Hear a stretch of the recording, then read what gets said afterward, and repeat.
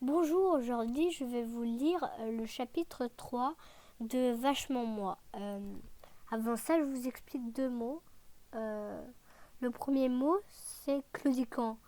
Claudiquant, la définition de claudiquant, c'est marcher en inclinant son corps plus d'un côté que l'autre. Et le deuxième mot, c'est soulier. C'est des chaussures. Voilà. Je commence la lecture. Il me fixa un instant, et d'une voix solennelle, il m'annonça: « Vous ne pouvez pas rentrer dans l'établissement. » Pourquoi ? Parce que les animaux sont interdits dans les locaux. Vous devez faire une erreur, monsieur. Je n'ai aucun animal avec moi. Fouillez-moi si vous ne me croyez pas.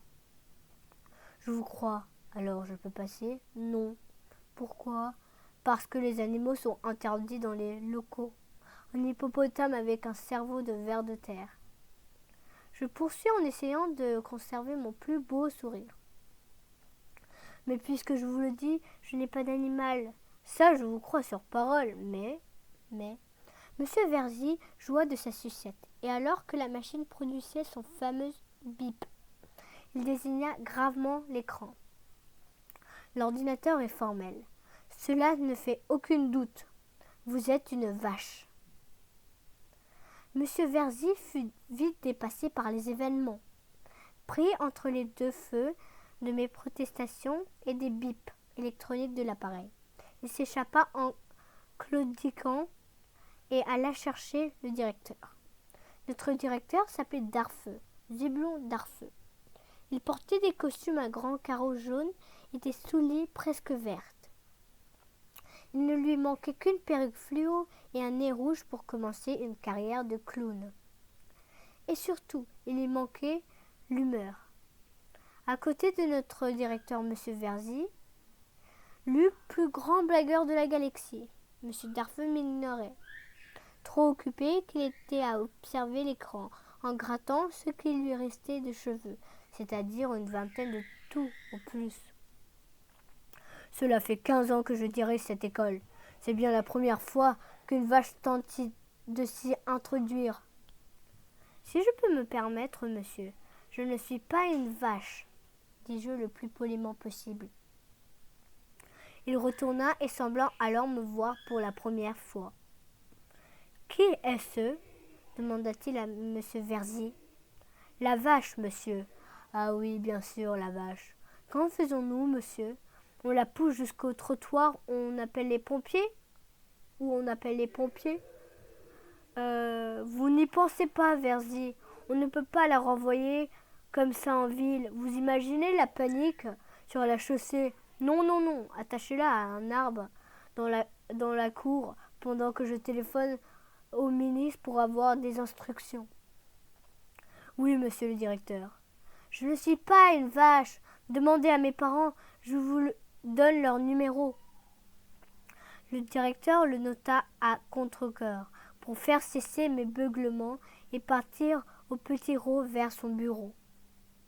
Un cercle d'enfants était formé autour de moi, et un bouhahaha s'éleva, lorsque M. Verzy me noua une corde autour du cou pour aller me attacher l'autre extrémité au châtinac, au centre de la cour.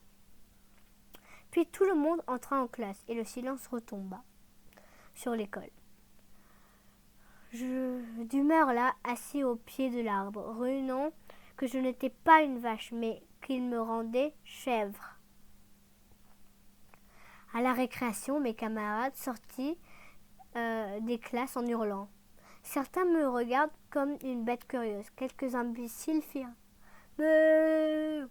et chacun prit ses jeux habituels, y compris A1, 2C4, qui ne semblait pas me voir et alla s'amuser à chatouche-touche. Un élève de la classe des petits s'arrêta près de mon arbre, les yeux dans les vagues. Il fafouilla son nez pendant 3 bonnes minutes. Puis, l'air satisfait, s'agenouilla en me tournant le dos. Il commença à jouer avec 3 petits wagons en plastique que traçait une locomotive orange. sans savoir pourquoi je fus fascinée par son jeu et passai le reste de la récréation à l'observer.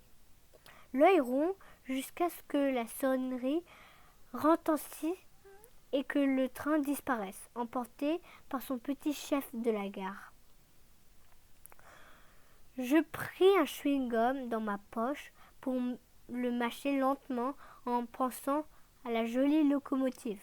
C'est au moment où le dernier élève disparut dans les couloirs que mes parents entrent sous le préau et dirigent vers le bureau du directeur. Voilà.